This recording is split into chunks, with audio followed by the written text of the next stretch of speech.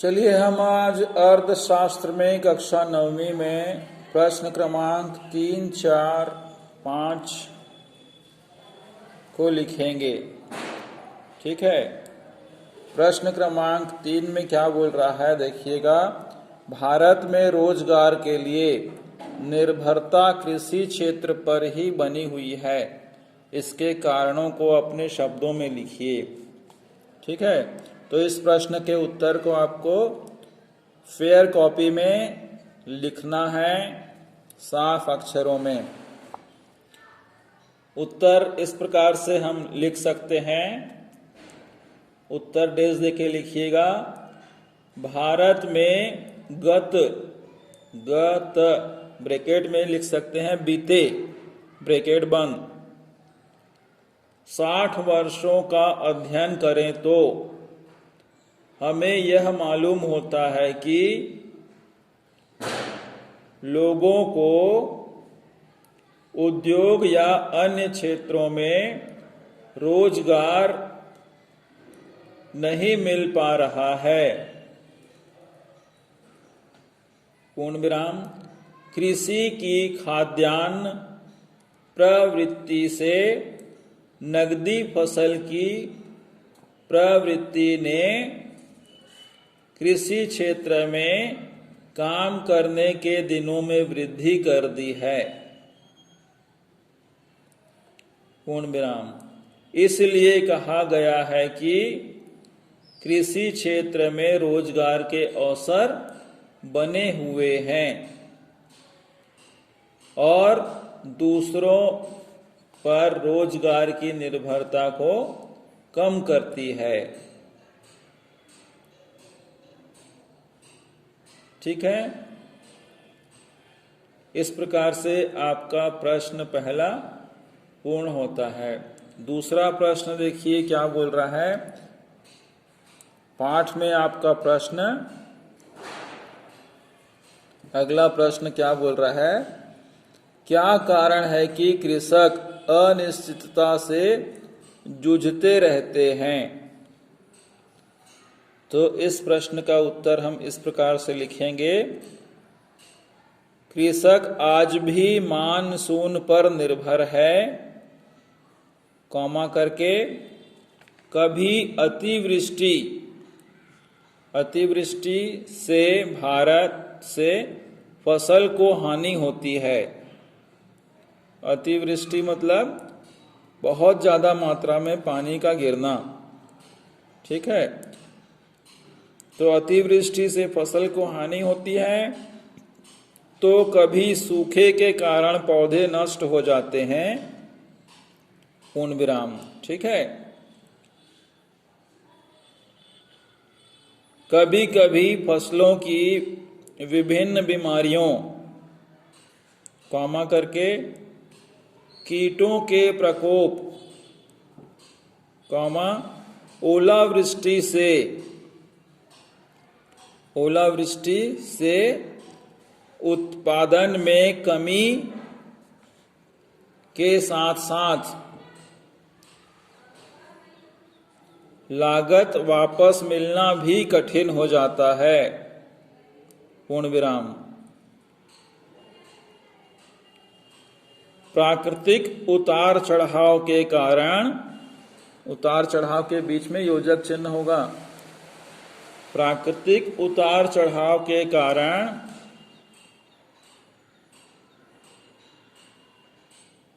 किसानों को अनिश्चितता से जूझना पड़ता है। पूर्ण विराम। ठीक है।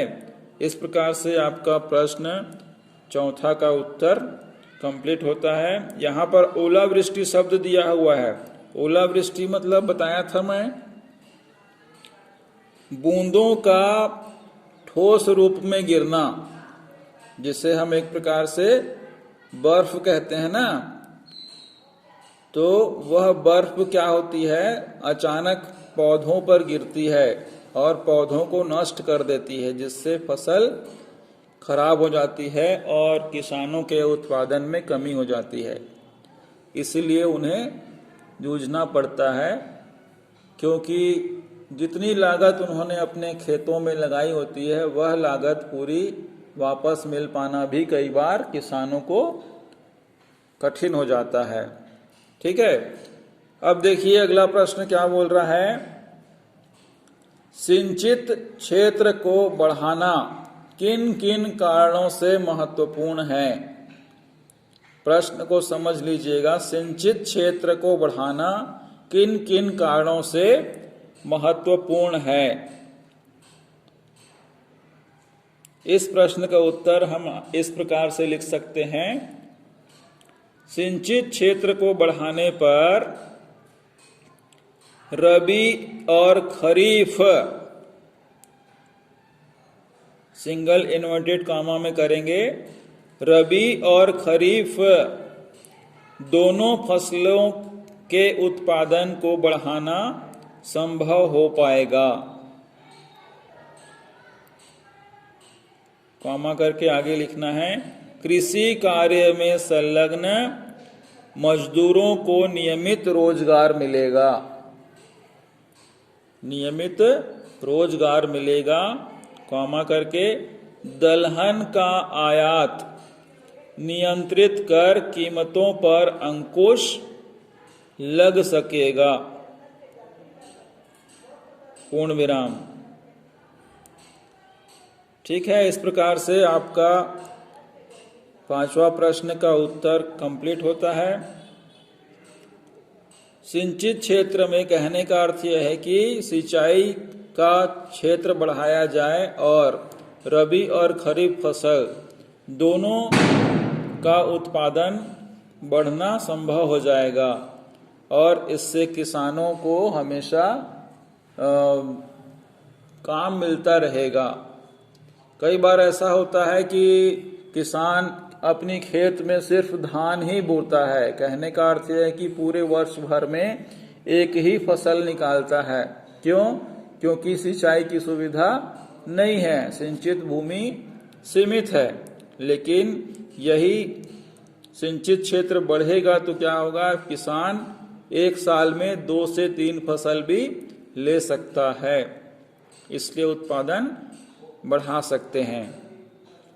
ठीक है, चलिए अगला प्रश्न देखिएगा क्या बोल रहा है। घटता भूजल स्तर चिंता का विषय है। इससे मुक्ति पाने के विभिन्न उपायों का उल्लेख करिए या उल्लेख लिखिए या बताइए। ठीक है, घटता भूजल स्तर अर्थात भूमिगत जल का जो पानी मिलने का स्रोत है वो लगातार नीचे गिरता जा रहा है। भूमि में जो जल है वो लगातार कम होता जा रहा है। यह जो विषय है वो चिंता का विषय है। इससे मुक्ति पाने का क्या उपाय हो सकता है, इसके बारे में हमें लिखना है। तो चलिए इसका उत्तर लिखेंगे। यह चिंता का विषय है और इसके उपाय इस प्रकार से किए जा सकते हैं जिससे मानसून पर निर्भरता कम होगी। जैसे वाटर हार्वेस्टिंग सिस्टम को प्रत्येक नागरिक के लिए अनिवार्य करना चाहिए ताकि घटते भूमिगत जल स्तर को नियंत्रित किया जा सके। ठीक है, कॉमा करके आगे लिखेंगे। वृक्षारोपण के प्रति जन जागरूकता को बढ़ाना होगा। जन जागरूकता के बीच में योजक चिन्ह डालेंगे। वृक्षारोपण के प्रति जन जागरूकता को बढ़ाना होगा, तभी वर्ष भर वर्षा के जल को व्यर्थ बहने से रोका जा सकेगा। पूर्ण विराम। आगे लिखेंगे, इन सार्थक उपायों से प्राकृतिक उतार चढ़ाव के बीच में योजक चिन्ह से कृषक बच पाएगा। ठीक है, इस प्रकार से आपका यह प्रश्न का उत्तर कंप्लीट होता है। यहां पर एक वर्ड दिया हुआ है, वाटर हार्वेस्टिंग सिस्टम। ठीक है, यह एक प्रकार का जल को बचा के रखने का एक सिस्टम होता है। यह भी बड़े शहरों में अनिवार्य रूप से लागू कर दिया गया है। एक प्रकार से जो बेमौसम पानी गिरता है उस पानी को व्यर्थ न बहे, इसके लिए छत के ऊपर एक पाइपलाइन को नीचे बिछाते हुए जमीन के अंदर सीधा छत का पानी या लेंटर का पानी सीधा भूमि के अंदर पहुंचाया जा सके, ऐसी व्यवस्था को वाटर हार्वेस्टिंग सिस्टम कहा जाता है। ऐसा करने से क्या होता है, पानी का लेवल, पानी का जल स्तर बना रहता है। अगर हम वापस जमीन के अंदर पानी डालेंगे तो हमें वह पानी छन कर शुद्ध रूप से पुनः प्राप्त होता है। इस प्रकार से अगर लागू किया जाए तो हमारा जो भूमिगत जल स्तर जो गिर रहा है वो बना रहेगा। ठीक है, इसे सभी क्षेत्रों में लागू किया जाना चाहिए और अधिक से अधिक वृक्षारोपण करना चाहिए ताकि वर्षा का जल बहने से रुक जाए। पौधों की वजह से, पेड़ पौधों की वजह से वर्षा का जल को पेड़ की जड़ें क्या करती हैं, अपने अंदर खींच लेती हैं और भूमिगत जल का स्तर बना रहता है। ठीक है, चलिए अगला प्रश्न देखिएगा क्या बोल रहे हैं। उत्पादन में वृद्धि के साथ साथ भूमि की उर्वरा शक्ति कम होती जा रही है, ऐसा क्यों? कारण बताइए। ठीक है, उत्पादन में वृद्धि हो रही है परंतु भूमि की उर्वरा शक्ति भी कम हो रही है, ऐसा क्यों हो रहा है, इसके बारे में हमें लिखना है। ठीक है, चलिए इसका उत्तर हम इस प्रकार से आपको बता रहे हैं, लिखिएगा। उत्पादन में वृद्धि का पूरा श्रेय हरित क्रांति को जाता है। उत्पादन में वृद्धि का श्रेय हरित क्रांति को जाता है, पूर्ण विराम करके। फसलों के अधिक उत्पादन की चाह में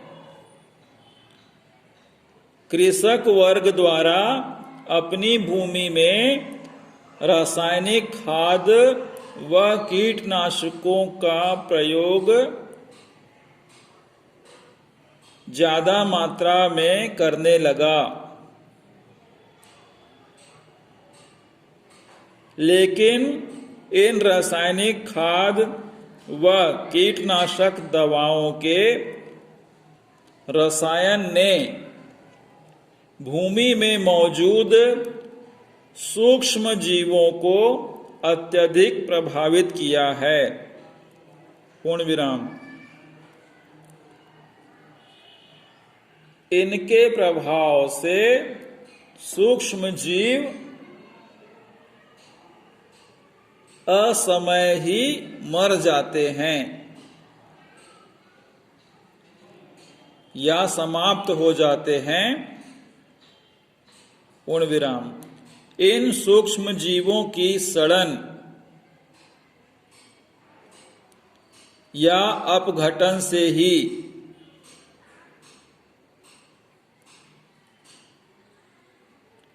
भूमि में तरह तरह के पोषक तत्व बनते थे। इनके समाप्त होने के फलस्वरूप सूक्ष्म जीव के नहीं रहने से कृषि भूमि की उर्वरा शक्ति धीरे धीरे कम होती जा रही है। ठीक है, इस प्रकार से आपका यह प्रश्न का उत्तर कंप्लीट होता है। ठीक है, तो 8वां, 9वां और 10वां का प्रश्न का उत्तर हम आपको अगले दिन बताएंगे, आप साफ अक्षरों में लिखेंगे। आज के लिए इतना ही। स्वस्थ रहेंगे, खुश रहेंगे, हंसते खिलखिलाते रहेंगे। आपका बहुत बहुत धन्यवाद।